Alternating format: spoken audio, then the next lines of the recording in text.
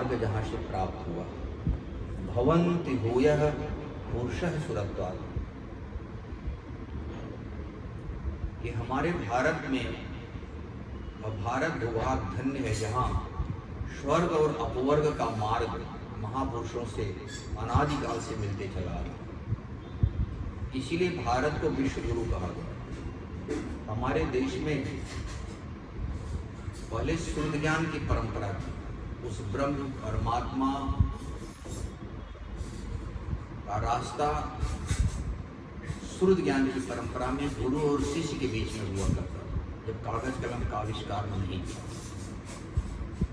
इसीलिए भगवान कृष्ण ने कहा था 4 अध्याय में कि इमं विवस्वते योगम प्रोक्तवान अहमव्ययम् विवस्वान मनवे प्राहो,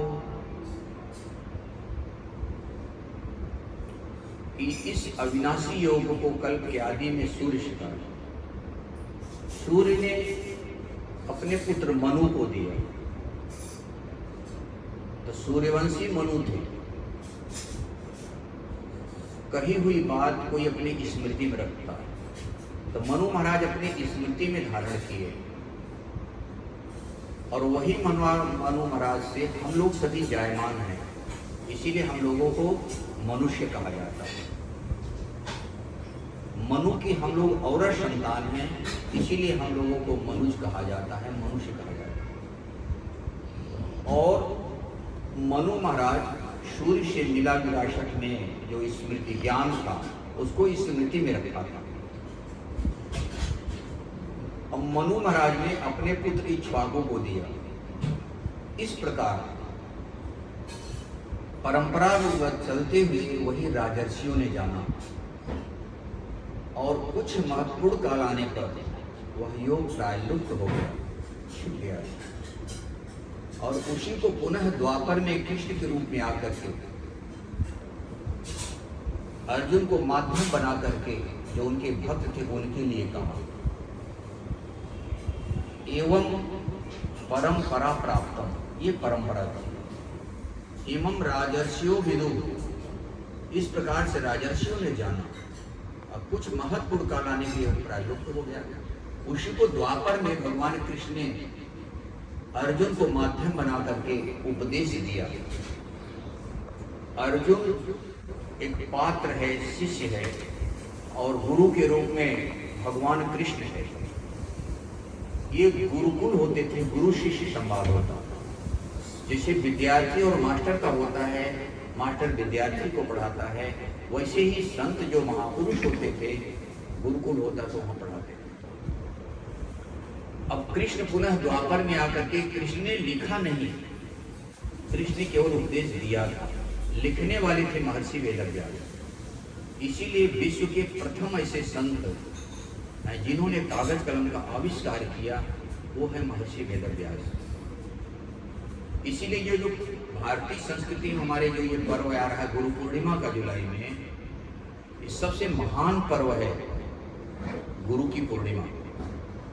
हमारा देश छोटे छोटे भूभाग में बटा हुआ था। स्टेट पीरियड में जब राजतंत्र था, तो राजा एक से एक आए, राजाओं की पूर्णिमा नहीं मनाई गई।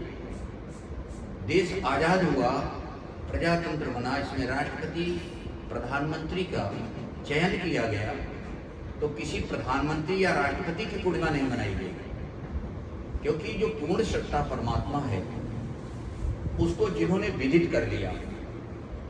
इसीलिए कहा गया है गुरु साक्षात परम ब्रह्म तस्मै श्री गुरुवे। जो साक्षात परम ब्रह्म है वो पूर्ण है। ओम पूर्णमदः पूर्णमिदं पूर्णात् पूर्णमुदच्यते पूर्णस्य पूर्णमादाय पूर्णमेवावशिष्यते। पूर्ण एक परमात्मा ही है। आप लोग यहाँ दो रोटी संत को खिलाते हो, मंदिर मस्जिद जाते हो, तो ये पुण्य का ही अकाउंट है आपका। जितनी दूर कोई तीर्थ में गया, कहीं गया, तो किसी न किसी मायने में वो अपने संसारिक व्यवहार के जीवन से हट करके वो जा रहा है। चाहे कष्ट शरीर से उठाए, पेट्रोल डीजल खर्चा हुआ, परेशानियाँ उठानी पड़ी, दो पैसा, वो सब जाएगा पुण्य के ही अकाउंट में। लेकिन सभी पुण्यों का परिणाम होता है, ये बच्चों की पढ़ाई का परिणाम होता है कि कि किसी न किसी एम्प्लॉइज हो जाए। सभी पुण्यों का परिणाम है कि कोई न कोई संत महापुरुष हमारे जीवन में आ जाए। बच्चे इंट्रेंस की तैयारी करते हैं, इंट्रेंस की तैयारी में अगर पास कर लिए तब जाकर उनको सेटिस्फाइड होता, तब उनकी पढ़ाई चालू होती। तो संपूर्ण पुण्य का परिणाम है कि किसी सच्चे सदगुरु का, संत का मिल जाना। अभी तक हम जीवन कहाँ व्यतीत कर रहे थे? संसारोन्मुख व्यतीत कर रहे थे। बच्चों की पढ़ाई चाहे LK जीवन में हो, चाहे BA में हो, वो मास्टर से ही संभव हो। तो एक जीवन की पढ़ाई की मास्टर की आवश्यकता है, तो भगवान की पढ़ाई आप मंदिर मूर्तियों से पढ़ लेंगे। मंदिर मूर्तियां हमारी आपकी बनाई चीजें हैं। अगर उसमें 1 इंच भी शक्ति होता, आप इतिहास उठा के देखो, भारत में जितनी नॉर्थ से लेके साउथ तक, ईस्ट से लेके वेस्टर्न तक जितनी भी मंदिर मूर्तियां थी, मुगल शासक काल में सब तोड़ी गए थे, सब खंडित किए गए। अगर उसमें शक्ति होता तो उसी में कुछ समय भस्म करा देते।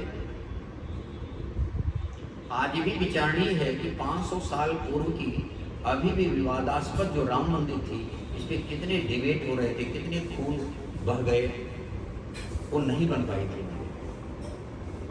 कई बार लड़ाई हुई है, कितने खूनों की नदी बह गई, सरयू खूनों से भर गई, कमांडो लगे थे, अभी जाकर के डिसीजन हुआ है तब मंदिर बने। आखिर जो भगवान अपना घर नहीं बना पा रहा है, उन्हीं के भक्त मारे जा रहे हैं, और उन्हीं भगवान के यहाँ जाके लाइन लगा के हाथ जोड़ो, हे भगवान हमारा घर बसा दो। कहीं बेवकूफ पहले हमारे टेंट में लगे, हमारे पहले तो घर बसा दे, तो तुम हर बात में बसाएंगे। इस प्रकार से ये हिंदुओं की कायरता, नपुंसकता कही जा सकती। जो गुरुकुल थे, गुरुओं का स्थान घेर लिए कौन? मंदिर मूर्तियां खोल ली। जितनी मीडिया है, ये मीडिया जितनी भी है, ये कहाँ की है? ईसाइयों की है। इसलिए अच्छे महापुरुष की चीजों को नहीं फैलाव करेगा। जरा सा किसी के द्वारा कुछ हो गया या नहीं हुआ, पॉलिटिक्स की बातें, अब बार बार उसको रिप्ले दिखा रहा है कि भारत के हिंदुओं के महात्माओं की दशा देखो।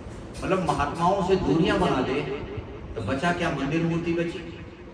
तो मंदिर मूर्ति बेचारी क्या बता देगी बच्चों को कि कैसे तुम्हें संस्कार मिले, कैसे भजन करो, कैसे रास्ता करो। किसी सर्किल को वहां स्टेचू बना है, आपको कंफ्यूजन है कि ये रास्ता है कि ये रास्ता, तो स्टेचू बता सकता है किस रास्ते जाना है। इसी प्रकार से हम गुरुओं की शरण में क्यों जाते हैं, हमें जाने की आवश्यकता क्या है, और जाएंगे तो मिलेगा, नहीं जाएंगे तो नुकसान क्या होगा। यह उसी प्रकार है कि हम विद्यार्थी को मास्टर के पास नहीं भेजेंगे तो नुकसान विद्यार्थी को होगा, भेजेंगे बच्चा अगर ठीक से पढ़ेगा तो फायदा बच्चों को। बच्चे एहसान नहीं करते हैं, समझे? बच्चे एहसान नहीं करते हैं मास्टर का कि मास्टर को ऊपर जा रहे हैं, हम एहसान कर रहे हैं। अगर पढ़ना है तो उनको जाना ही है कॉलेज। तो इसी प्रकार से इस जीव का सच्चा कोई हितैषी है, कल्याण करने वाला है तो संत। माता पिता भाई बंधु बेटा बेटी सब स्वार्थ की दुनिया है। जहां थोड़ा सा स्वार्थ की कमी है, बाप बेटे को अलग कर देना है, जहां तो अपनी डफली लेके रहे। शरीर भी स्वार्थ रखता है, थोड़ा सा मेहनत हो गया तो उनको रिलैक्स चाहिए। अभी आया है ना गौतम, घूम के आया, वहां से गया था एंजॉय करने, लाखों रुपया खर्चा भी किया, यहाँ पे बेड रेस्ट, पापा मम्मी सेवा भी करें, चलो गर्म पानी पिलाओ, ये गए थे कमाने बेचा, ठंडा पिया, क्या क्या पिया, नुकसान करके आ गया, बेड में पड़ा रहता था। तो कहने का अभिप्राय है, इसीलिए एक छोटा सा भजन सुनाते हैं और फिर उसके बाद कुछ बोलते हैं कि गुरु की शरण में हमको क्या मिलता है और गुरु हमको देता क्या है। कबीरा वो नर अंध हैं, गुरु को कहते और हरि रूठे गुरु ठौर हैं, अब गुरु रूठे नहीं ठौर।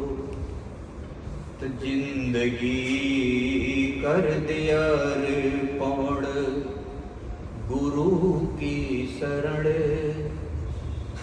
जिंदगी कर दिया पौड़ गुरु की शरण, सदगुरु के इनायत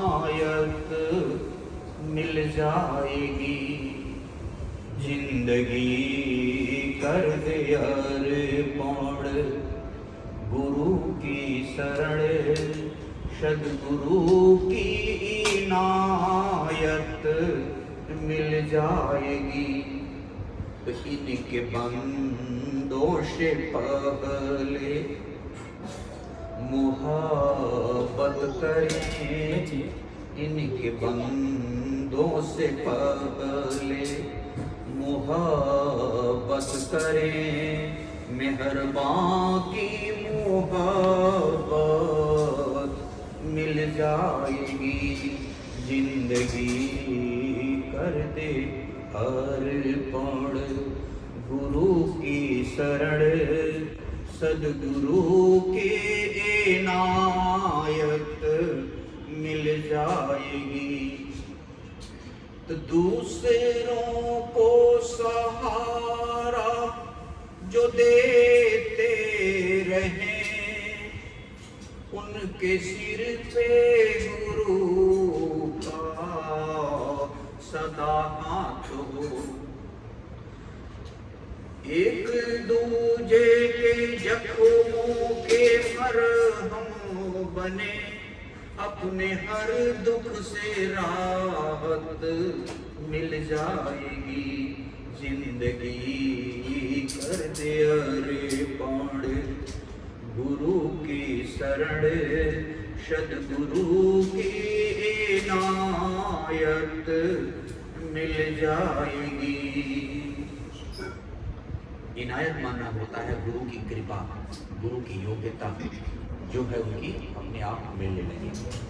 तो कहते हैं कि बूंदे चाहे भी जितनी गिरे सीप में, स्वाति बूंद बिना बनता मोती नहीं। बूंदे चाहे भी जितनी गिरे सीप में, स्वाति बूंद बिना बनता मोती नहीं। लाख दौलत भी पाकर भिखारी है वो, दैवी दौलत अगर पास होती नहीं। लाख दौलत भी पाकर भिखारी है वो, दैवी दौलत अगर पास होती नहीं। तो अपने से छोटे को जो बड़ा मान ले, उनको सच्ची ये दौलत मिल जाएगी, जिंदगी कर दे अर्पण गुरु की शरण, सद्गुरु की इनायत मिल जाएगी। सामान आपका आ गया है सर। प्रायः गुरु के दो प्रकार के भक्त होते हैं। जैसे बच्चे पढ़ते हैं तो कोई नॉमिनेट पढ़ते हैं, कोई प्राइवेट पढ़ते हैं। प्राइवेट बच्चों के ऊपर जिम्मेदारियां होती पढ़ने की, नॉमिनेट मास्टर के ऊपर जिम्मेदारियां होती हैं। वैसे गुरु के शरण में कोई एक तो यहाँ से भी पुकार रहा है, भगवान के लिए आरती पूजा करता है, बैठ के साधना करता है, और कोई सदगुरु के संरक्षण में है, पास में है। इसमें संकेत करते हैं कि एक भगत वो खड़ा दूर खामोशी से, एक भगत सद्गुरु के सदा पास है। एक भगत वो खड़ा दूर खामोशी से, एक भगत सद्गुरु के सदा पास है। उनको मालूम है किसी के दिलों में है क्या, क्योंकि भगवान का एक नाम है अंतर्यामी। अंतर्यामी माने भीतर से देख रहा है तुम्हारे अंदर सही श्रद्धा भाव है कि दिखावटी। भगवान कोई शरीर नहीं होता। संसार की कोई भी योग्यता निराकार होती है, और जिसने उस योग्यता को प्राप्त किया उस योग्यता से संबोधित किया जाता है। डॉक्टर साहब है, मास्टर साहब, इंजीनियर साहब। योग्यताएं दिखती नहीं है, इसके लिए आइडेंटिटी कार्ड दिखाना पड़ता है कि मैं डॉक्टर हूँ। जब हॉस्पिटल में गए हैं ट्रीटमेंट कराने, तब पता चलेगा कि डॉक्टर साहब।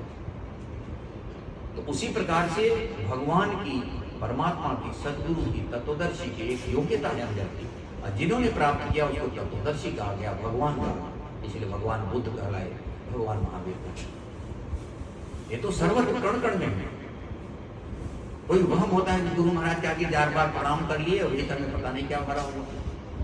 तो एक भगत वो खड़ा दूर खामोशी से, एक भगत सदगुरु के सदा पास है। तो उनको मालूम है किसके दिलों में है क्या, किसमें कितना सीधक कितना विश्वास है। तो देखिए प्रीति किसी को टाले गए, देखिए किसको रहमत मिल जाएगी, जिंदगी कर दे अर्पण गुरु की शरण, सदगुरु की इनायत मिल जाएगी, जिंदगी कर दे अर्पण गुरु की शरण, सदगुरु की इनायत मिल जाएगी। तो डायरेक्ट हम गुरु से नहीं मिल सकते, इनके बंदों से पहले मोहब्बत करें, मेहरबान की मोहब्बत मिल जाएगी, जिंदगी कर दे अर्पण गुरु की शरण, सदगुरु की इनायत मिल जाएगी। ओम श्री सद्गुरुदेव भगवान की। वास्तव में जैसे संसारिक पढ़ाई के लिए मास्टर होते हैं, हर सब्जेक्ट के मास्टर होते हैं, फिजिक्स के टीचर मास्टर गुरु हुए, हिंदी के गुरु हुए, वैसे सदगुरु जो सत्य का गुरु हो, सत्य है, शाश्वत है, सनातन क्या कि जिसका गुरु हो। तो सत्य क्या है? आत्मा, परमात्मा, भगवान, ब्रह्म, यही है सनातन। तो जब आत्मा सनातन है, किसी से पूछो, कोई कहता है सनातन धर्म की जय, सनातन धर्म खतरे में चल रहा है। कई लोग टीवीओं में देखो, बड़े बड़े शंकराचार्य, बड़े बड़े भारत राष्ट्र के शुभेच्छुक जो होते हैं, वो कहते हैं सनातन धर्म की रक्षा करो, खतरे में। तो सनातन धर्म खतरे में नहीं है। तो जिसको सनातन धर्म कर रहे हैं वो सनातन धर्म नहीं है, वो हमारी आपकी कल्चर है जो कन्वर्ट हो जाते हैं। सनातन तो कभी बदल ही नहीं सकता, धर्मांतरण तो कहीं हो ही नहीं सकता, धर्म एक से दो हो ही नहीं सकता। हाँ, विद्यार्थी है तो एक ड्रेस से दूसरा ड्रेस पहन सकता है, लेकिन रहेगा मूल में विद्यार्थी। संसार की वेशभूषा, रहन सहन हमको तोड़ता है और धर्म हमको जोड़ता है। विद्यार्थी शब्द हमको जोड़ने का है और विद्यार्थी की ड्रेस है तो उसको अलग करता है कि इस विद्यालय का विद्यार्थी है, ये उस विद्यालय का विद्यार्थी। इसी प्रकार से जो सत्य का गुरु है उसको सदगुरु कहते हैं। सत्य के रास्ते में चल करके कभी वो भी शिष्य थे, कभी वो भी विद्यार्थी थे, कभी ये विद्यार्थी थे, कभी हम भी विद्यार्थी थे। आज ये बच्चे विद्यार्थी हैं, कल वो विद्यार्थी ही मास्टर, इंजीनियर, जज बनता है। तो इसी प्रकार से भक्ति की पराकाष्ठा भगवान बनता है। इसी भक्ति की प्रथम सोपान भगवान राम ने माता सेवरी से कहा था। नवधा भक्ति में जब माता सेवरी हाथ जोड़कर के सामने खड़ी हो गई, सेवरी के गुरु थे मतंग ऋषि। सेवरी कोई ब्राह्मण नहीं थी, ठाकुर नहीं थी, भेलनी थी। वाल्मीकि जिन्होंने रामायण लिखा, आदि कवि कहे जाते हैं, वो कोल भील थे। महर्षि व्यास जिन्होंने गीता, वेद, उपनिषद, ब्रह्मसूत्र, महाभारत जैसे ग्रंथों का संकलन किए, वो कुमारी लड़के से पैदा हुए थे, मछोदरी थी। कैसे कहते कि ब्राह्मणों का अधिकार है इसमें? हमारे तो समझ नहीं आया। जब ये भी बताए कि अविनाशियों को कल्प के आगे में सूर्य, सूर्य से मनु, मनु से इक्ष्वाकु, फिर राजर्षियों ने जाना, वही इन्होंने कहा। ये भी कहा स एवं मया तेज योगः प्रोक्तः पुरातन भक्तों से भी सखा चेति रहस्यम हेतु। तुम्हारे भक्त हो, सखा हो, मैं जो पहले से चली आ रही हूँ मैं तुम्हारे प्रेम। अब आज मोदी जी, आज योगी जी रामदेव के मार्केटिंग में पड़ गए कि इंटरनेशनल योगा डे मना रहे हैं। योग नाम को भी भ्रमित करती है। व्यायाम दिवस कर दें, अंतर्राष्ट्रीय व्यायाम दिवस एकत्र होकर के हम लोग किए। सही बात है। योग शब्द को तो भ्रमित कर दिए। गो रक्षा कभी इंद्रियों की रक्षा का था। अधिकांश संत महात्माओं को इंद्रियों के कारण गले में लगाया गया। तो गो रक्षा किसी समय इंद्रियों की रक्षा था। आज गौशाला बना के घूम रहे हैं। हम कभी कभी कहा करते थे गौशाला बना के, गोचारा जो गवर्नमेंट से लिया गया, गौशाला बना के उस चारा घोटाले में लालू यादव को जेल दिया गया, और जो गाय ही को काट के खा ले रहा है उसको हज करने के लिए सब्सिडी दी जा रही है। गवर्नमेंट हज करने वालों को जाते हैं ना, वहां तो छूट दी जाती है। कितनी विडंबना है हमारे देश में। तो इसी प्रकार से सत्य है, हमारी आपकी आत्मा और शरीर का संबंध सब नाशवान है, आज है कल नहीं रहेगा। इसीलिए भगवान कृष्ण ने अर्जुन को जब चिंता हो गई युद्ध के मुहाने पे कि अपने स्वजन परिवार को मैं मारूंगा नहीं मार नहीं सकता, हे केशव आप हमको कहीं ज्ञानता में फंसा रहे हैं। अहो वत्स पापम कर्तुम विवशिता वयम यद राज सुख लोभे न, राज्य के सुख के लोभ के लिए मैं परिवार वालों को मारूं, ये हमें कदाचित शोभा नहीं देता। मैं नहीं मारूंगा, भीख मांग करके जीवन यापन कर लूंगा, लेकिन परिवार को नहीं मारूंगा। पीछे हट गया, गांडियों को रख दिया। तब भगवान कृष्ण हंसते से कहा कि कुतस्त्वा कश्मलमिदं विस्मे समुपस्थितम् अनार्यजुष्टम् अस्वर्गम् अकीर्तिकरम् अर्जुन। हे अर्जुन, तुझे इस विषम स्थल में ना अज्ञान कहां से आ गया? अनार्यजुष्टम, अनार्यों की जैसी भाषा बोल रही हो, अर्थात अनार्य है जो रास्ते से वंचित हो जाए। आर्यव्रत कहा गया था कि परमात्मा के चलने में जो दृढ़ता के साथ लगा उसको आर्यवर्ती कहा गया था, इसलिए भारत को आर्यवर्त कहा गया। अनार्यजुष्ट अस्वर्गम, जिसमें स्वर्ग नहीं है, अकीर्ति, जिसमें यश कीर्ति नहीं है। इन स्वजनों के लिए कितने आजा पुरखा मर गए, कोई किसी का नामो निशान है क्या? किसी का है तो बताओ। बुद्ध के आज नामो निशान। एक बेटे को भी साधु बनाए, तो किसी एक लड़का अगर साधु बना देगा हमारा वंश से डूब जाएगा, दीपक ही नहीं जलेंगे। आज बुद्ध का वंश चल रहा है, बुद्ध का चल रहा है कि नहीं चल रहा है? आज बुद्ध के नाम पे बड़े बड़े स्तंभ बने हुए हैं। अशोक भी बौद्ध धर्म को स्वीकार किया। अशोक के भी अपने लड़के को वही किया जो बुद्ध ने अपने बेटे को साधु बनाया। अशोक ने अपने बेटा और बेटी दोनों को बैचलर रखा, शादी नहीं किया। संघमित्रा थे और महेंद्र दो थे भाई बहन। आज के वर्तमान के युग में लोग भौतिकवादी हो गए हैं, बढ़ते जा रहे हैं संसार की ओर। बच्चे बच्चियां कहाँ जा रहे हैं, क्या हो रहा है, मतलब नहीं। हाय पैसा, हाय पैसा, हाय पैसा। पैसे से कभी किसी के पेट भरा नहीं है। तो दो प्रकार की संपदाएं हमारे शास्त्रों में आता है, दैवी संपदा और आसुरी संपदा। तो एक दैवी संपदा को संघर्ष करने में लगा है, इकट्ठा करने में, वो होता है भगवान का रास्ता, पुण्य का रास्ता, सदगुरु का रास्ता। तो ये इस भजन में था, लाख दौलत भी पाकर भिखारी है।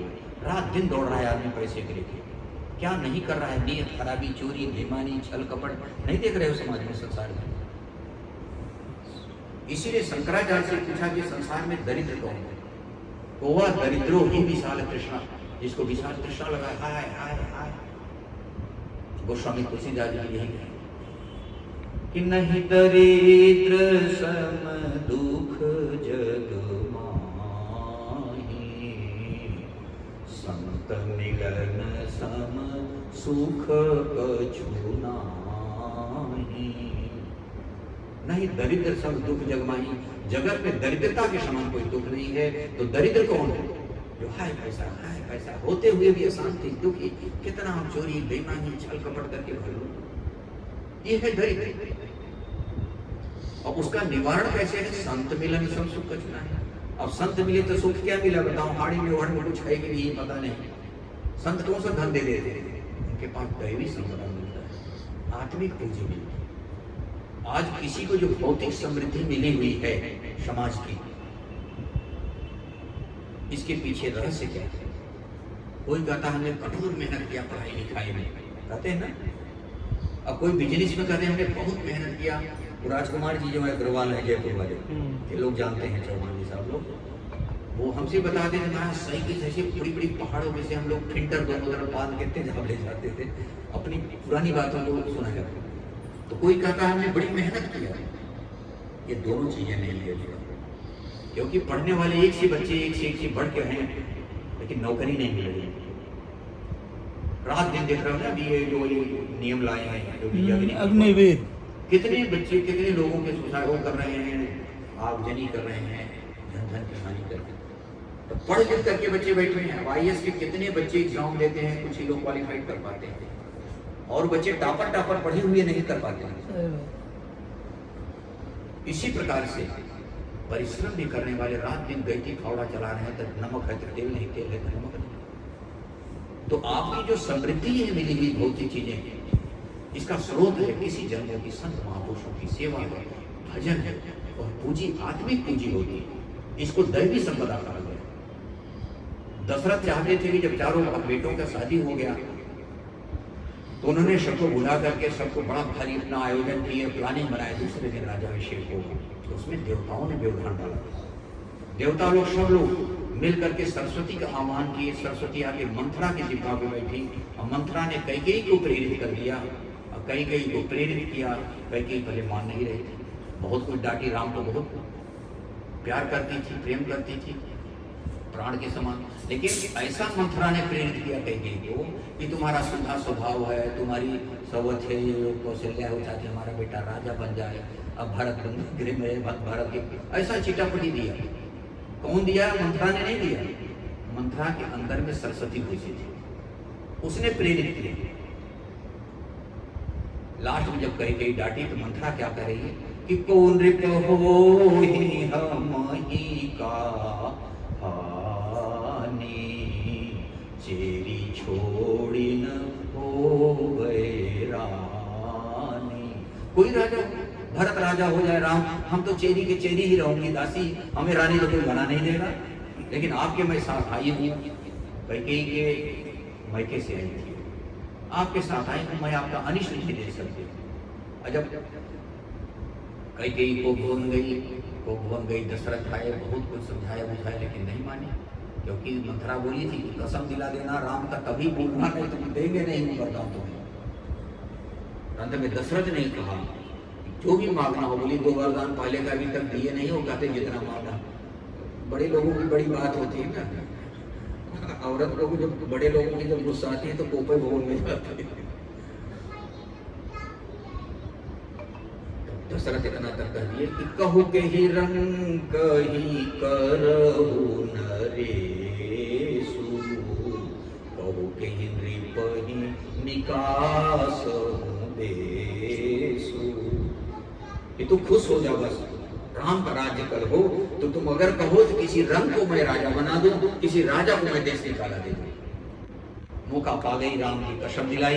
अंत में बोलती है कि रंग हमारा बेचारा बेटा भरत है, उसको राजा बना दो, और जो राजा है राम, उनको आप बन दे दो, गरीब बना दो। अंत में वरदान ही वही मांग लिया कि भरत को पहला राज्याभिषेक कर दो, राज्य दे दो, और राम को जो राजा बना रहे उनको रंग बना दो, दर दर ठोकर। और आज के भाई होते तो रोज झगड़ा कर लेते, नहीं ऐसा। भरत की माता कैकेयी को, और सरस्वती आई मंथरा को जोन मारे हैं, घसीट के झोटी पकड़ के। लक्ष्मण भी मारे, हमारे शत्रुघ्न भी मारे, वो कुबरी को। और भरत ने माता कैकेयी को इतनी गाली दिया, तुम्हारा प्रश्न व्यर्थ हो जाता, हम व्यर्थ में पैदा हुए, अगर हम न पैदा होते तो भैया वनवास न गए होते, हमारे कारण भाई वनवास गए।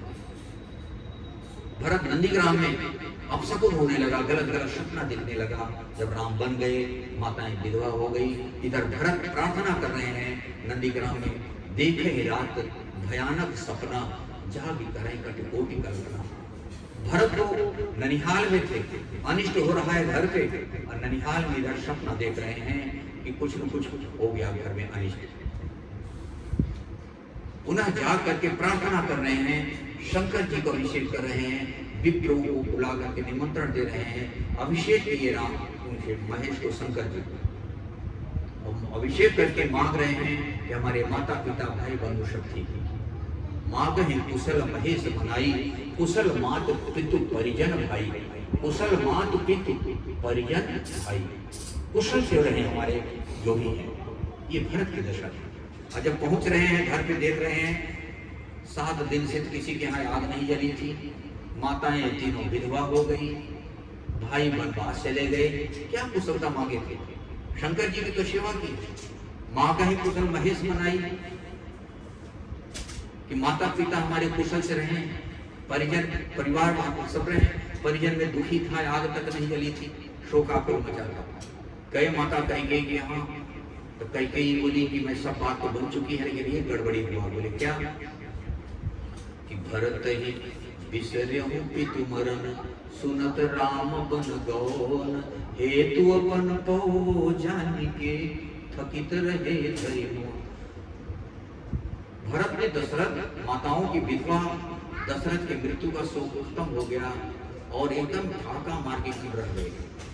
सुनत राम बन लो, राम बन को चले गए। इतना सुनकर के तब इतना स्तंभित हो गए, जैसे कभी आपदा विपदा आ जाए आदमी के ऊपर, न रो सके न हंस सके, एकदम ठस हो गए।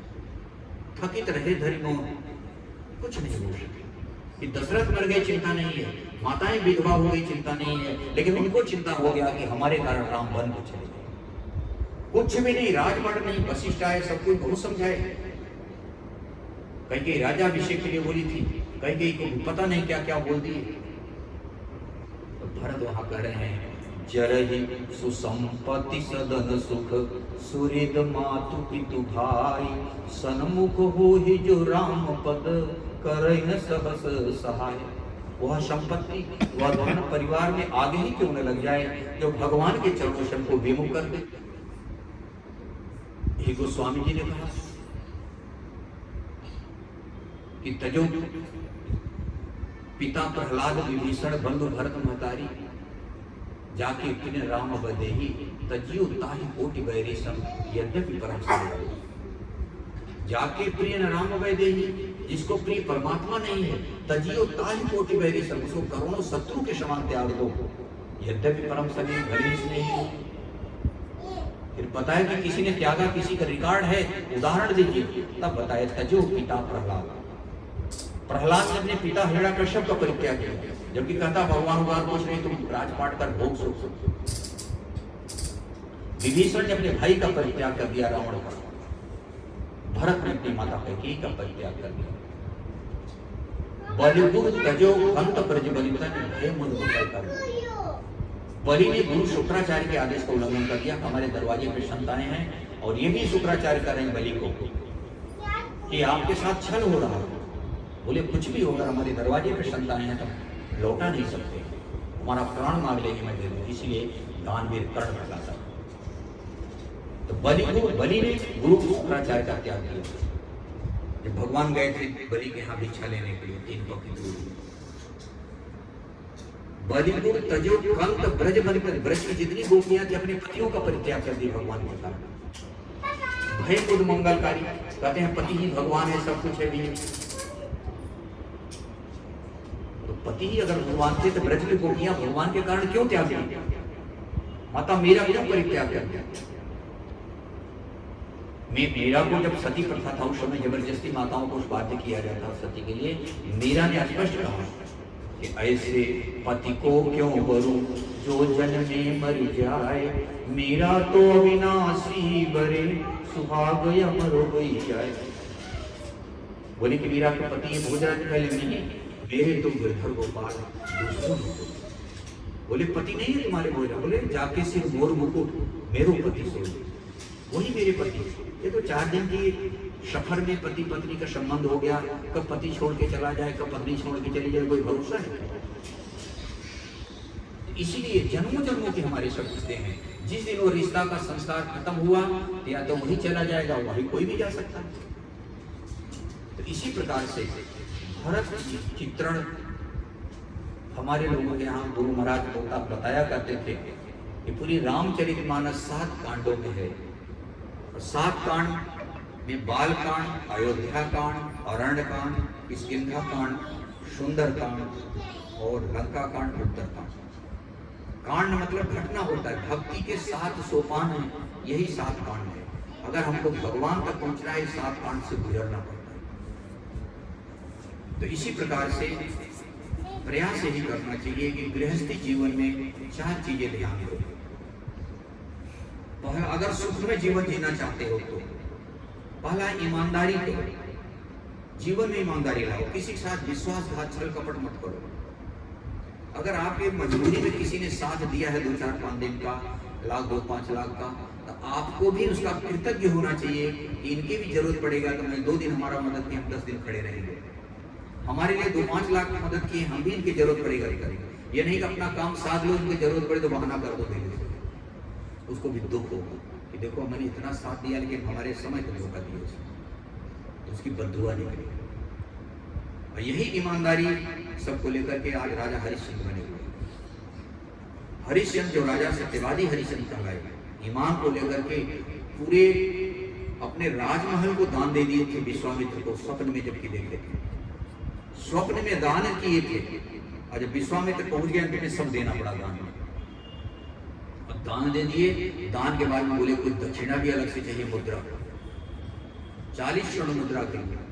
अब जब पूरा राजपाट ही दान दे दिए, अकाउंट सब चला गया संत के नाम पे विश्वामित्र के, तो अलग से दक्षिणा कहां से लाए? तो उस दक्षिणा के लिए कुछ था नहीं। तो 1 महीना जाकर के मजदूरी की पत्नी और स्वयं मजदूरी किए, 40 स्वर्ण मुद्रा मिला। 40 स्वर्ण मुद्रा देने जा रहे थे, उनका बेटा छोटा सा था जिसका नाम था रोहित, वो पकड़ लिया हाथ में, जैसे गुड़िया है छोटी सी, कुछ भी ले लेती हाथ से। तो जिस पोटली में था वो स्वर्ण मुद्रा, वो पकड़ ली, नदी में से क्रॉस कर रहे थे, छोटी नदी थी, उसे में गिर गए। बहुत बूढ़े बहाव था, निकल गए। अब बताओ, 1 महीने के मांगे थे मौका, 1 महीने का समय दिया गया, और वो 1 महीने की मजदूरी जो मिली वो भी बढ़ गया। बहुत बूढ़े नहीं मिला, अब कल तक का ही टाइम, क्या करें 1 दिन में वो। तब जाकर के मंडी में खड़े होकर के नीलाम हो गए, अपने आप को बेच दिए 40 स्वर्ण मुद्रा की। तब 25 स्वर्ण मुद्रा तारा और रोहित को मिला था, 15 स्वर्ण मुद्रा हरिश्चंद्र के नाम पे एक कोई डोम खरीदा था, कल्लू डोम खरीदा था आपके हरिश्चंद्र। अभी भी आपके बनारस में हरिश्चंद्र घाट बना हुआ। और देखो डोम के घर में, कहाँ चक्रवर्ती राजा हरिश्चंद्र थे, अब कहाँ डोम के घर में भी गए। और तारा रोहित एक बनिया ले गया था, संयोग से बहुत ही सताया करता था वो बनिया ने, और रोहित सर्प काट लिया। टैक्स पहले लगता था मुर्दा जलने के समय, तो कर देने के लिए कुछ नहीं था, तो अपनी साड़ी फाड़ के दी है, और वही हरिश्चंद्र डूब गया। बेटे को लाश लेकर के गई है शमशान घाट, और वही शमशान घाट में हरिश्चंद्र डोम के यहाँ 1 दिन पहले कोई कर नहीं मिला था। तो कालू डोम सोचा कि ये उदार भाव का है, दयालु है, तो फ्री में जला देता होगा मुर्दा, पैसा नहीं लिया, क्योंकि उस दिन कोई टैक्स नहीं मिला था। उसी रात को जब बैठे खाना खाने, तो दारू पी के आया लड़खाते हुए, अब डोम तो डोम,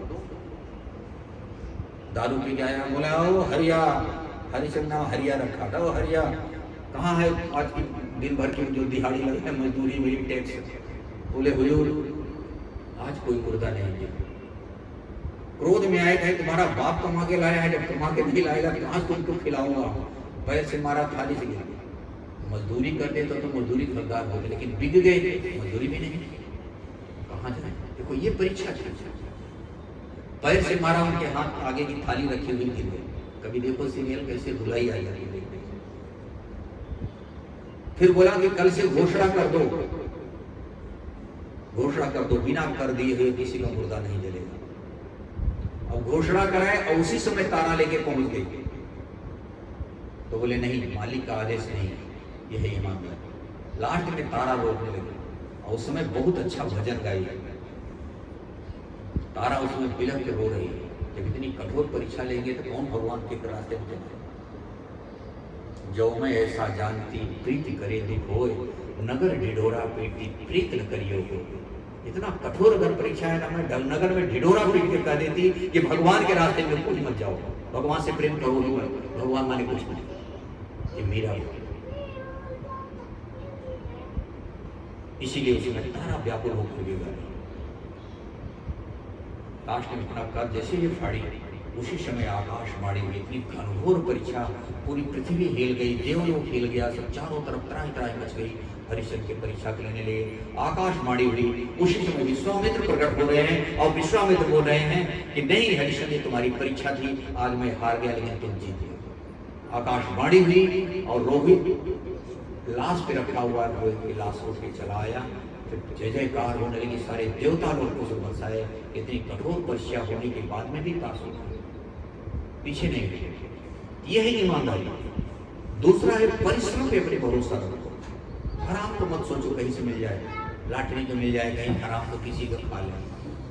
प्रयास करो कि 8 घंटे की ड्यूटी है, हमारी 8 घंटे की ड्यूटी करके ही हमें पेमेंट चाहिए। टाटा बिरला नहीं, हराम करोगे तो उसका प्रभाव भी बच्चों में हमारे पड़ेगा। मेहनत करके खाओ, परिश्रम के अलावा दूसरा कोई रास्ता नहीं।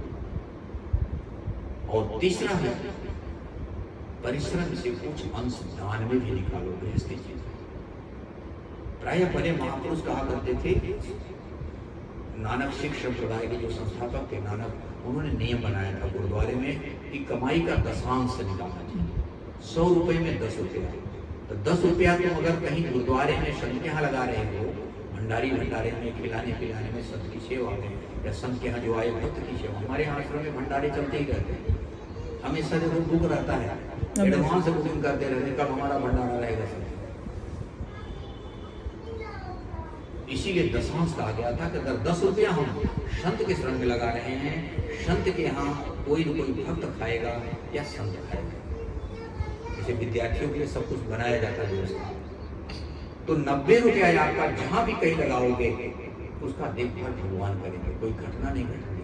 अब यहाँ अनायास है कि घटना घट गया तो आदमी के लेने देने पड़ जाता है, और संत के यहाँ 2 पैसा खर्चा करना पड़ता, हाथ कांपेगा। नहीं, एक्सीडेंट हो गया या कुछ हो गया, बीमार हो गए, तब प्राण भी चला जाता है, पैसा तो छोड़ दो। तो इसीलिए दान परमात्मा की ओर होता है, जिसे कमाई में 2 पैसा बचा दिया जाता है भविष्य के लिए। उसी प्रकार से जो दान किया जाता है, गोस्वामी जी लिख रहे हैं, जैसे ये चौका है, टेबल है, 4 पैर है इसके, इस पे जो बैठा है वो धर्म है। लिखे हैं गोस्वामी जी, प्रगट 4 पद धर्म के, कलिमहु एक प्रधान, एन के न विधि दीने, दान करे कल्याण। दान कल्याण करता है, उसके बदले में क्या मिलता है आपको? आत्मिक पूंजी, दैवी संस्कार। जो भी कह रहे थे कि किसी के भी जो आज के वर्तमान में वैभव जो मिला है वो स्रोत है तो कोई न कोई संत महापुरुषों किसी जन्मों की कमाई है। कल कर रहे हो तो आज मिल रहा है, आज करेंगे तो आगे मिलेगा। दादा गुरु कहा करते थे वो जैसे बड़ी पूंजी पा गई, माता मीरा ने कहा जन्म जन्म की पूंजी पाई, सब जब यही खुआए। वास्तव में पूंजी दैवी संस्कार। तो तीसरा हो गया परिश्रम में से कुछ दान, और वो दान के बदले में संत क्या दान देते हैं? वो संसार का कोई भी आदमी, कोई भी प्रतिष्ठा दुख मुक्त नहीं कर सकता, शांति नहीं दे सकता। तो संत दान देते हैं अभय का दान, मुक्ति का दान, भक्ति का दान। मोक्ष मूलम गुरु कृपा, मोक्ष का मूल भी है गुरु की ही कृपा। बच्चों को सर्टिफिकेट मास्टर ही देगा जब भी देगा, तो वैसे ही उसके बदले में मिलता है अभय का दान, भक्ति का दान, मुक्ति का दान। तीसरा हो गया परिश्रम का कुछ अंश दान। चौथा और अंतिम क्या है, और बहुत ही कंपलसरी है चौथा, ये तीनों करो या न करो, लेकिन चौथा अवश्य करो कि 24 घंटे में 1 घंटा कम से कम समय दो भगवान को। आधा घंटे शाम को नहीं समय मिल रहा है तो सोने से पहले आधा घंटा बैठ के भगवान का सुमिरन करो, हाजिरी दे दो। भगवान ये बाल बच्चे सब आपके हैं, मैं भी आपका हूँ, मैं तो एक निमित्त बना दो। हम अपने आप को नहीं रोक पा रहा हूँ, धीरे धीरे हाड़ मांस खत्म होते जा रहा है, दाढ़ी बाल पकते जा रहा है, हम अपने लिए नहीं रोक पा रहा हूँ, कुछ कर पा रहा हूँ। हम दुनिया का बच्चों किसको क्या कर सकते? हम तो एक निमित्त भरे हैं, करता धरता सब गुरु भगवान है, वो करते थे। हाँ, जो दुर्गुण कमियां हैं हमारे अंदर, जो कुछ अच्छाई हो गया तो भगवान की प्रेरणा से कर दिया। हम अपने ही अहंकार में डीप मार दे रहे हैं, हमें तो कुछ हो गए, तब तो अहंकार बस गया भी, उसका पतन निश्चित ही नहीं होता।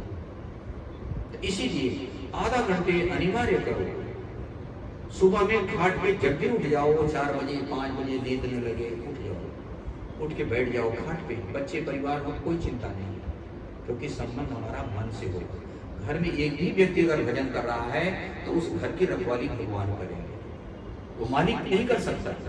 इनके बदले में भगवान ही करेगा, प्रेरणा करेगा सबको, क्योंकि वो सबके हृदय में है।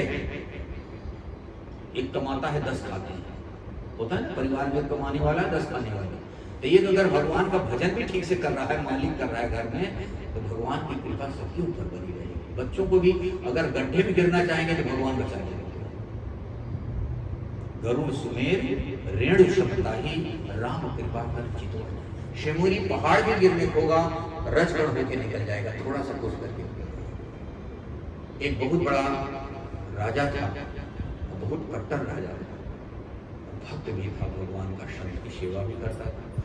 संयोग से एक बार वो शिकार करने गया तो मंत्री भी पीछे पीछे गया, तो रास्ते में कहीं उसको चोट लग गई, तलवार से कुछ करने में लग गया, एक अंगुली कट गया, शिकार करना कट गया एक अंगुली कटा। तो आया तो पट्टी उट्टी बांधी जा रही थी, मंत्री बांधा पट्टी, तो मंत्री कह रहा है उनके दुख को देखे, राजा कहा कि यार बहुत तेज दर्द कर रहा है। तो मंत्री कह रहा है कि जो परवरदिगार, जो भगवान है, जो करता है बहुत अच्छा करता है। अब बहुत अच्छा करता है तो इसलिए राजा जो है बड़ा क्रोधित हो गया कि हाँ हमारा ही मंत्री और हमारा ही अनिष्ट देखना चाह रहा है, इसको तो संवेदना व्यक्त करना चाहिए, हाँ हाँ कष्ट है, ये कह रहा भगवान जो करते अच्छा करते हैं। अब क्रोध में आकर के उसको जेल बंद करवा दिया। मुडियल होती थे राजा लोग, चला हमारा अनिष्ट देखना चाहता है, इसको और कष्ट व्याप्त प्रस्तुति करना चाहिए, संवेदन व्यक्त करना चाहिए। ये कह रहा है कि बहुत अच्छा किए भगवान, और उसको जेल में बंद कर दिया। दूसरे दिन एक दूसरा मंत्री रख लिया, तो गया कुछ दिन के बाद गया शिकार करने, 4-6 दिन के बाद। मुडियल होते थे राजा, शिकार करने में जरूर जाऊंगा, शौक होता था। गए शिकार करने घोड़े से बैठ के, तो मंत्री जो नया रखे तो वो भी गया। संयोग से किसी शिकार का पीछा किया हिरण का गया, और टाइम बहुत हो गया, 6:30-7 बज गया। और जो नया मंत्री रखे तो उसकी ड्यूटी का टाइम था 5 बजे तक छुट्टी देने का। तो देखा कि राजा तो राजा ही है, हम तो है नौकर, हमको तो 5 बजे का ही ड्यूटी है। तो 5 बजे उसको धीरे से पीछे लौट गया, और राजा चला गया आगे, न शिकार मार पाया, थक गया। और थकने के बाद घोड़ा उधर रख के अपना एक पेड़ का सहारा लेके धड़क गया, और उसको नींद आ गई, थका था। तब तक क्या हुआ, वो अपने स्टेट की परिधि से बॉर्डर पे पहुंच गया था, एकांत में जंगल में। और उसी समय दूसरे स्टेट का जो राजा था एक बहुत बड़ा चंडी यज्ञ कर रहा था, तो उसमें बलि की जरूरत थी, 2 बलि प्रथा था कि देवी को बलि चाहिए। तो एक तो मिल गया था, एक और बाकी था। तो उसके जल्लाद लोग ढूंढ रहे थे कहीं कोनो मिल जाए जंगल में आदमी बलि चढ़ाने के लिए। संयोग से देखे तो राजा सो रहा था, उसी को बंदी बना लिए। अब बंदी बना के लेके गए जब वहां देवी के सामने, यज्ञ के सामने, जब वहां बलि चढ़ाने गए, तो जो ब्राह्मण होते हैं तो स्तोत्र बोलते हैं, इसमें ये कुछ करते हैं। जब स्तोत्र बोले, स्तोत्र में आता था कि फिजिकल बॉडी संपन्न है। जब देखा गया था अंगुली कटी, बोले खंडित बलि चढ़ाओगे देवी रुष्ट हो जाएगी, प्रलय मचा देगी, और तो खंडित बलि देवी को नहीं मंजूर है भाई। उसका ट्रीटमेंट जब फिजिकल बॉडी का लिया गया, चेक किया गया, तो अंगुली कटी पाई गई, तो बोले तो खंडित बलि है। और राजा के पंची ढील हो रही थी, वो फांसी दिख रहा था उसको। उसकी तो हालत पहले से खराब, पसीना पसीना हो गया, तलवार देखा था जल्लादों को कि अब तो लगता है हमें कटेगा। लेकिन जब ये कह करके रिजेक्ट कर दिया गया, जैसे बच्चे होते हैं ना, हाई जंप लॉन्ग जंप में लेते थे, दोनों फेल हो जाते थे, हालत खराब। तो जब वो फेल हो गया अंगुली कटने के कारण, खंडित बलि के कारण, तब जाके थोड़ा रिलैक्स हुआ उसको, मन को, ये भगवान हमको तो बच गए, बलि नहीं चाहिए। तुरंत वहां से सपाट भागा, जा करके पहले जेल से छुड़ाया उस मंत्री को, बुलाया, तूने ठीक कहा भगवान जो करते अच्छा, बताओ हम तुम्हारे साथ कितना बड़ा अन्याय किए। तुमने तो भगवान की प्रशस्ति किया कि भगवान जो करते अच्छा करते हैं, लेकिन हमको भगवान पे भरोसा नहीं हुआ, न गुरु पे भरोसा हुआ, हमें तो उसमें क्रोध आ गया। लेकिन मैंने तुम्हारे साथ बहुत बड़ा अन्याय किया कि जो तुमने भगवान के प्रति प्रशस्ति किया, भगवान के दिखाया, और हमने उसको नकार करके हम तुम्हें जो जेल दिया, हमने बहुत बड़ा अन्याय किया। तो मंत्री बोलता नहीं नहीं राजा साहब, आपने बहुत बहुत बहुत ही अच्छा किया। तो बोले क्यों अच्छा किया तुम्हारे साथ? बहुत बहुत कहा, उसको प्रेस करके, बहुत बहुत बहुत अच्छा किया। बोले क्या अच्छा किया? बोले राजा साहब ये तो गुरु महाराज की कृपा थी, आप तो वो उंगली कटी बच गए, लेकिन मैं आपके साथ रात रात भर रहता था, दिन दिन भी सेवा में था, हम तो पीछे ना हटते, आप तो बच जाते उंगली कटाने से, हम चढ़ जाते बलि, हमको बलि चढ़ा देते।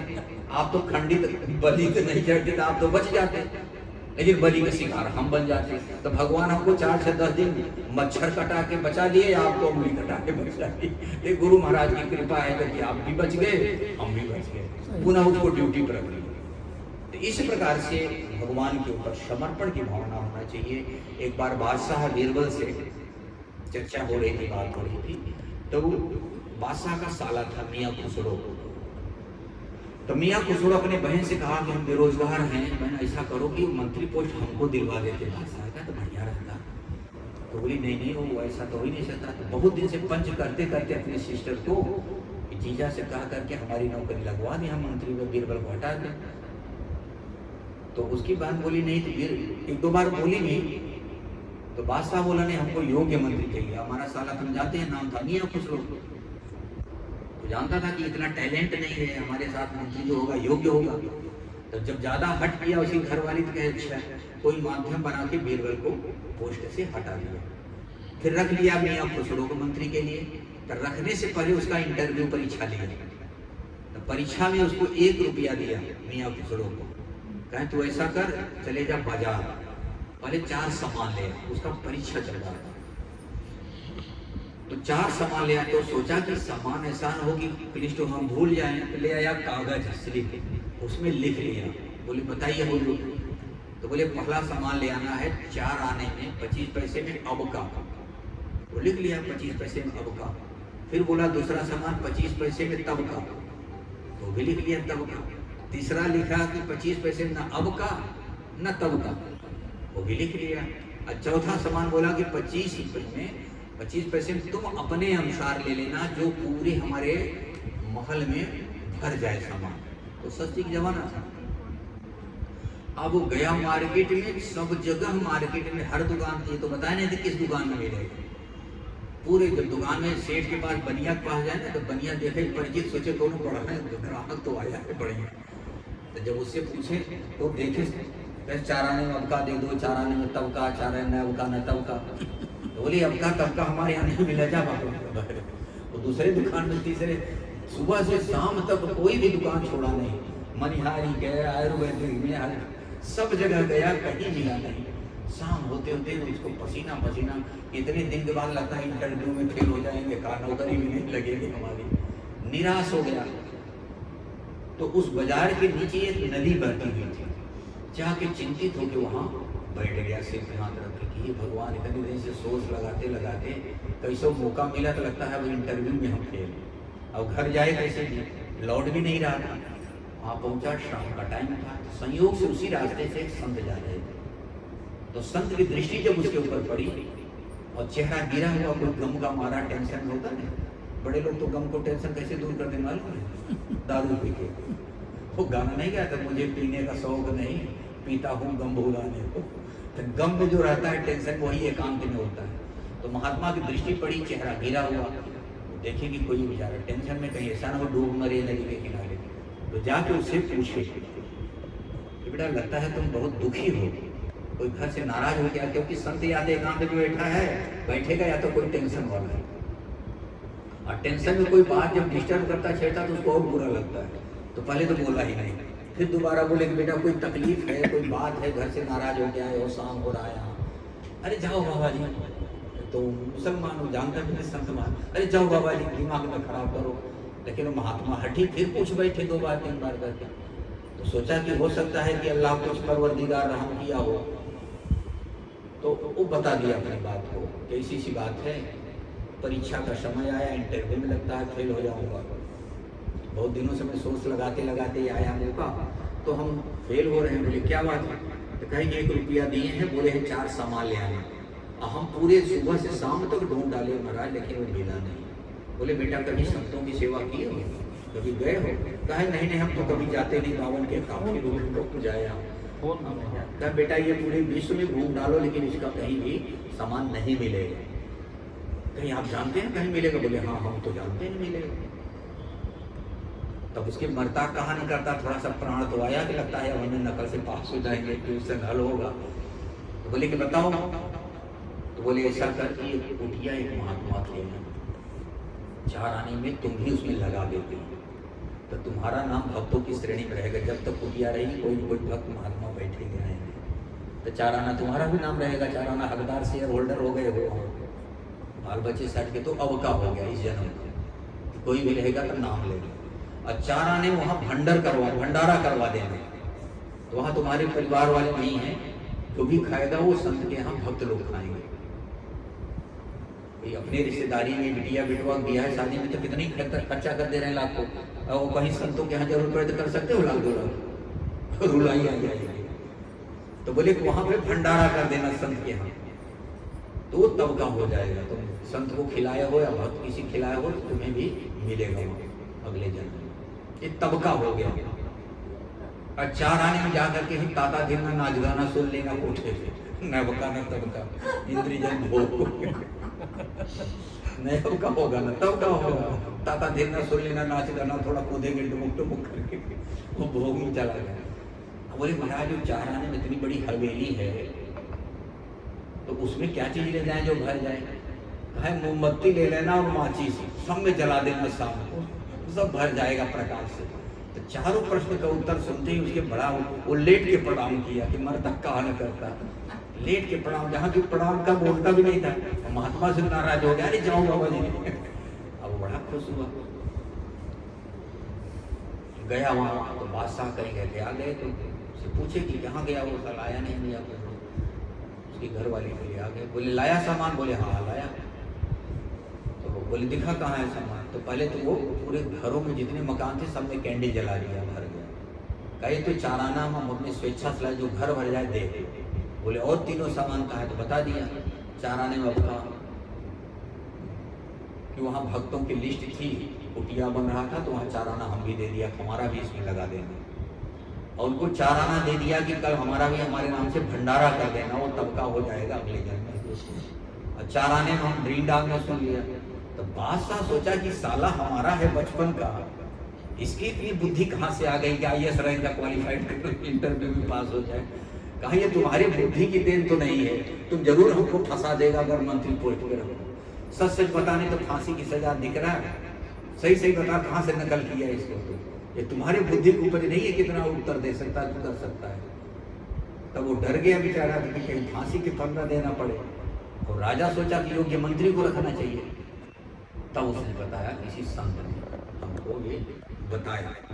तो लास्ट में फिर बीरबल को बुलाया, बादशाह मियाँ खुसरो को नहीं रखा इसीलिए सचिव गोस्वामी जी लिखे हैं, सचिव वैद्य गुरु 3 ज्यों प्रिय बोलहि भय आस, राज धर्म तन 3 कर होहि बेगी नहीं नास। सचिव वैद्य गुरु 3, सचिव माने मंत्री। राजा का मंत्री अगर योग्य नहीं है, भय बस झूठा मूठा चापलूसी कर रहा है।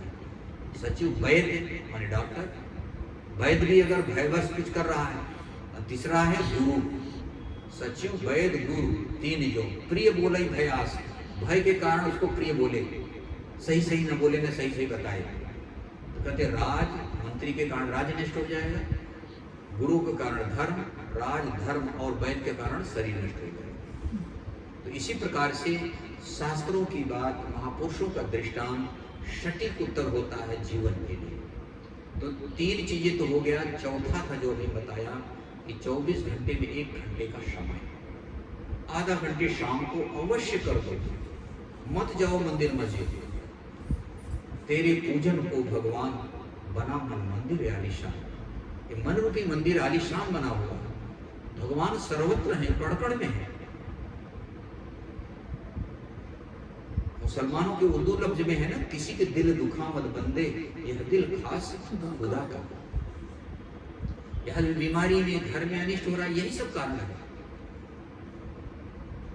कारण सब यही है। उसका कारण यह है कि संग्रह ही मृत्यु होगा। भगवान नाम के संत महात्मा जीवन में है नहीं तो जीवन भी व्यर्थ हमारा चला जाएगा। गोस्वामी तुलसीदास जी लिखते हैं कि नयन ही संत दरस नहीं देखा, लोचन मोर पंख करी लेखा। जिन्होंने आंखों से संत का दर्शन नहीं किया, उसकी आंखें मोर के पंखे के समान। मयूर के पंखे होते हैं, उसमें आंख बनी रहती है। और इतना ही नहीं, जिन हरि भगति हृदय नहीं आनी, जीवत सव समान तेरी प्राणी। जिसके हृदय में एक परमात्मा की भक्ति का प्रस्फुटन नहीं हुआ, तो जीते जी उस सौ के समान है, वो मुर्दा है। इसलिए कभी ने कहा था, संतो यह मुर्दों का गांव, कहकर जब तक सुमिरन करियो कोई अमर न ठाव। तो इसीलिए आधा घंटे शाम को भगवान से बैठ के प्रार्थना करो कि भगवान ऐसे संत, ऐसे महापुरुष जो अपना कल्याण कर चुके हैं, हमारे भी कल्याण करने जिसके पास क्षमता है, ऐसे सद्गुरु संत हमको दर्शन दें, विश्वास दिलाएं। तो भगवान जानते ही इसको क्या चाहिए। अब छोटा बच्चा है, वो जानते ही मम्मी की ठंडी आ रही है, इसको स्वेटर पहना, वो थोड़ी कहेगी मम्मी ठंडी लग रही है, वो तो बड़े होंगे तब बोलेंगे ठंडी लग रही है, हम पहन लें स्वेटर। तो आधा घंटे शाम को प्रार्थना करो कि बच्चे परिवार सब आपके हैं, मैं भी आपका हूँ। हम आधा घंटे गृहस्थी जीवन से समय निकाल के बैठा हूँ, मेरा मन नहीं लग रहा है, बैठने में भी मन नहीं लगता, मन तो खुरापात करेगा संसार का। तो आसन मारे क्या हुआ, मुई न मन की आस, जस कोल्हू के बैल को घर ही कोस 50। कोल्हू का बैल होता है तो घर में ही 50 कोस घूमेगा सुबह से शाम तक, लेकिन रहेगा वही। लेकिन बैठो अवश्य, मन नहीं लग रहा है तभी बैठो, इसी का नाम है तपस्या। बैठ करके प्रार्थना करो, लाइट भी बंद कर दो, क्योंकि जिसके लिए बैठ रहे हो सुमिरन करने वो देख रहा है, उसका नाम है अंतर्यामी। इसीलिए कवि ने कहा, सुमिरन ऐसा कीजिए जाने सुमिरन हार, न जाने संसार या जाने करतार कबीरा, या जाने करतार। सुमिरन ऐसा कीजिए। इसलिए गुरु कुम्हार शिष कुंभ में, गढ़ी गढ़ी काढ़े खोर, अंतर हाथ सराही दे, बाहर मारे चोट कबीरा, बाहर मारे चोट। माता पिता बच्चे को डांटते मारते तो उसकी भलाई करेंगे, और बच्चे को क्रोध आ जाएगा। जैसे कुम्हार है ना, घड़ा जो बनाता है तो अंदर से थपुआ लगाया रहा है, ऊपर पर ठप ठप मारेगा, हम लोग मारे तो फंस जाए कच्चा मिट्टी में। तो वैसे ही गुरु कभी भी शिष्य को मारेगा, डांटेगा कमियों को, तो उसको निखार आएगा। माता पिता बच्चों को अनुशासन में डांटेंगे मारेंगे तो क्या वो बच्चे ही अच्छे निकलेंगे। वो बच्चा आज का सुख ढूंढ रहा है, लेकिन वो माता पिता भविष्य देखते हैं, इसका भविष्य कहाँ जा रहा है।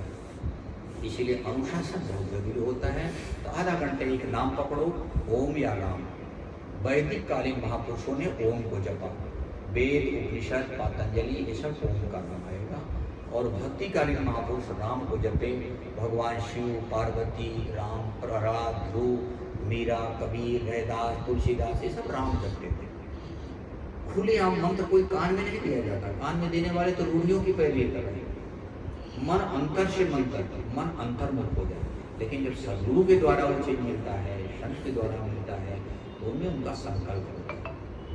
दादा गुरु कहा करते थे कि जब लंगड़ू बाबा आ जाए कुटिया में बढ़िया मन लगे उनका, लगता है मोर मन वो पकड़ के बैठ जाते थे।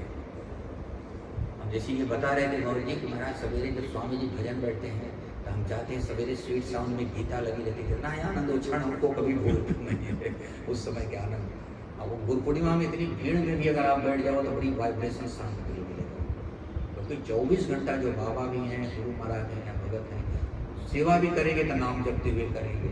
गुरु महाराज भी सवेरे 6 बजे तक, 4 बजे 6 बजे तक बैठे रहेंगे समाधि के साथ। बाबा लोग प्रणाम कर करके बैठे रहते हैं, कानाराम जी जरूर जाते हैं, रहते हैं तो स्वामी जी के पास किनारे बैठ जाएंगे। हाँ, तो इसीलिए भगवान के लिए समय अवश्य दो। सुबह में जब भी नींद खुल जाए, खाट पे ही बैठे बैठे सुमिरन करो, प्रार्थना करो भीतर से। क्यों? यह तन कांचा कुंभ है, लिया फिरे तू साथ, धबका लाग्या फूटी गया, कछु नहीं आया हाथ कबीरा, कछु नहीं आया हाथ। इसीलिए कच्चा घड़ा किसी काम का नहीं होता। पक्का घड़ा फूटेगा तो कम से कम चिड़ियों को पानी डालने के लिए हो जाएगा, और कच्चा घड़ा में तो पर यूं नहीं पहुंचेगा। तो इसीलिए प्रयास यही करा करें कि सुबह शाम मिला के आधा आधा घंटे, 1 घंटे हो गया, 1 घंटे 24 घंटे में 24 घंटा हो गया, और 30 दिन में 30 घंटा, 12 महीने में ये आपने अपने आत्म कल्याण के लिए, बाल बच्चे को शांति सुख के लिए, ने प्रत्येक मनुष्य सृष्टि में सबकी समस्याएं हैं, आपकी अपनी समस्या, इनकी अपनी समस्या, हमारी अपनी, सबकी अपनी अपनी समस्याओं से उलझा हुआ। इसी को कहा गया है, दुनिया जिसे कहते हैं जादू का खिलौना है, मिल जाए तो मिट्टी है, खो जाए तो सोना। इसीलिए श्वासों का क्या भरोसा, रुक जाए कब कहाँ पर, श्वासों का क्या भरोसा, रुक जाए कब कहाँ पर, कर जाओ काम ऐसा, रहे शान इस जहाँ पर, श्वासों का क्या भरोसा। किसी दीन दुखी गरीब को, विकलांग को देख के हंसो मत, हंस कभी किसी पर, न सता कभी किसी को, न हंस कभी किसी पर, न सता कभी किसी को, न जाने कल को तेरा क्या हाल हो यहाँ पर, श्वासों का क्या भरोसा, रुक जाए कब कहाँ पर, कर जाओ काम ऐसा, रहे शान इस जहाँ पर। मरने के बाद भी कोई नाम ले तो जरूर उसको दर्द हो, अरे यार क्या सज्जन था, ऐसा नहीं कि मर गया बहुत अच्छा हो गया, सारा ग्रह चला गया, ऐसा नहीं होना चाहिए। फिर कहते हैं कि कर कर्म इतना ऊंचा, जो बुलंदियों को छू ले, कर कर्म इतना ऊंचा, जो बुलंदियों को छू ले, इज्जत से नाम तेरा आ जाए हर जुबां पर, श्वासों का क्या भरोसा, रुक जाए कब कहाँ पर, कर जाओ काम ऐसा, रहे नाम इस जहाँ पर, श्वासों का क्या भरोसा। तो जो इसमें उदाहरण देते हैं, एक हंस पक्षी, संत को ही हंस कहा गया है। हंस पक्षी में एक विशेषता होता है कि दूध कटोरी में रख दो तो दूध पी लेगा, पानी छोड़ देगा, ऐसा कहा जाता है, देखा नहीं गया ऐसा। वैसे ही संत ही हंस होते हैं, जो गुड़ रूपी दूध को तो पान कर लेते हैं, इसी में मिला हुआ जो दुर्गुण है, अब वो गुण विषय रूपी बारी का त्याग करते हैं। थोड़ी थोड़ी पानी टटके बैठ जाता है, किसी के लो तो अच्छा ही लेते थे, और किसी को दुर्गुण रात दिन देखते रहो तो धीरे धीरे दुर्गुण भर जाएगा। कभी भी देखो तो अच्छा ही देखो। किसी जो भी है, गुण और दोष सृष्टि बना, जड़ चेतन गुण दोष में विश्व पीन करता, संत हंस गुण गहई पे परिहरि बार विकार।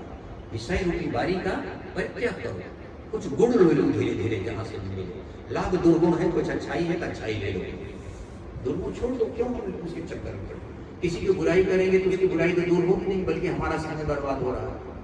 इसीलिए जो हंस जैसा जीवन चाहता है वसर तो,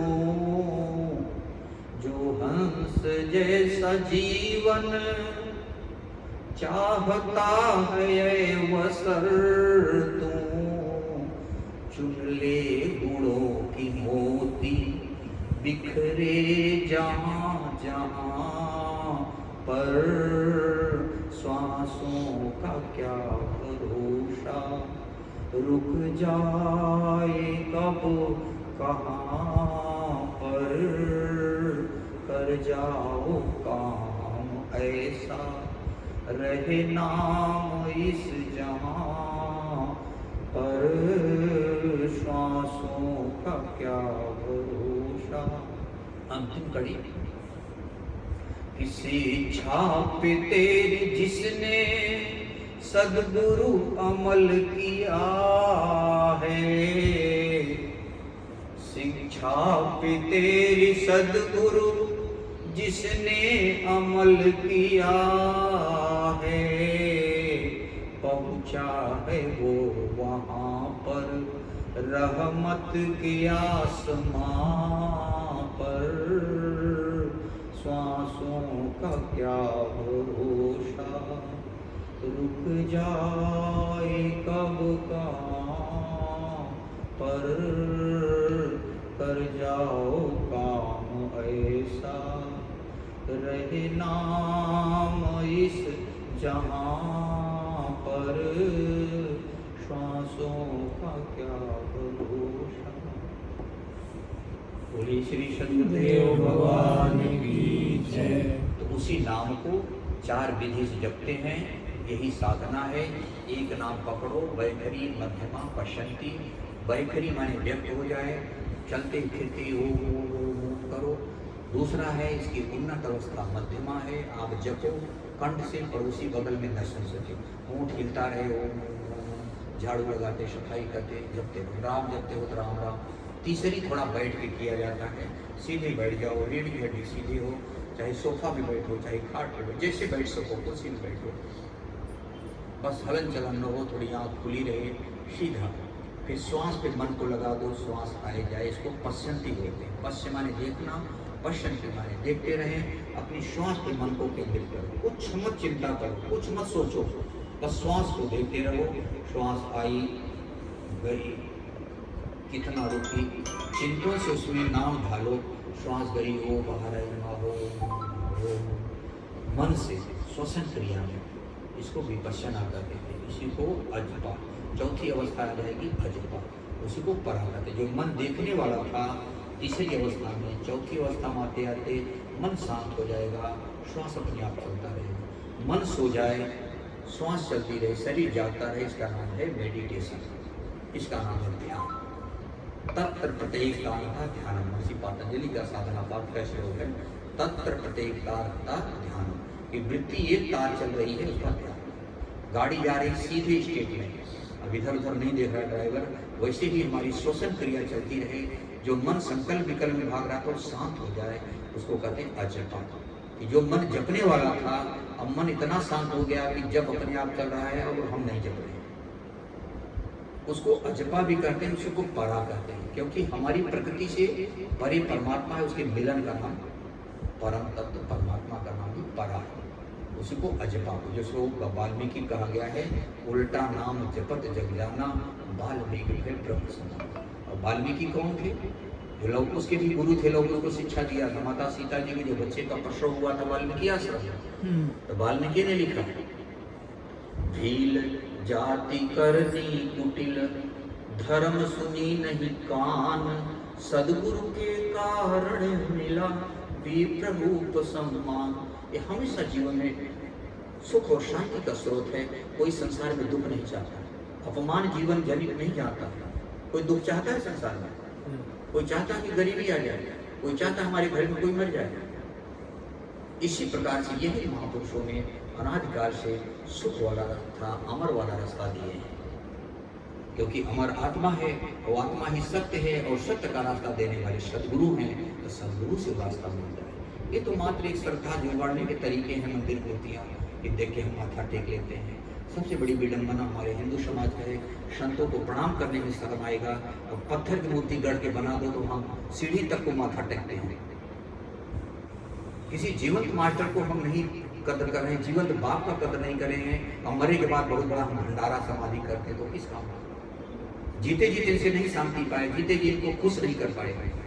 तो इसी प्रकार से हमारे हिंदुओं की सबसे बड़ी विडंबना है।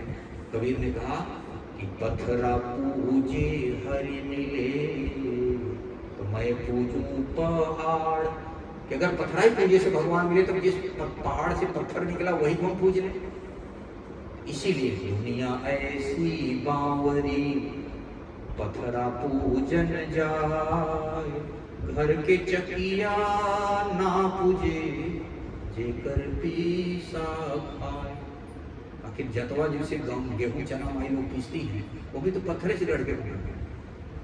इसीलिए श्रद्धा से प्रोग्राम जपो सुबह शाम, इसे बताया हूँ विधि से जपो। धीरे धीरे भगवान अपने आप जहाँ मल का आवरण हल्का होगा तो गुरु खुद ही मिल जाएंगे या संत खुद ही मिल जाएंगे, बुलाना नहीं पड़ता।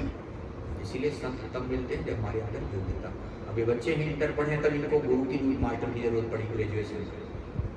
जब तक वहाँ तक क्लास नहीं हुआ क्या मतलब ग्रेजुएशन का मतलब था बाहर जाने। इसलिए समय आता तो अपने आप सब भगवान कर देते हैं। इसीलिए प्रयास करें, श्रद्धा से खुद नाम लेके बोलिए श्री सद्गुरुदेव की जय।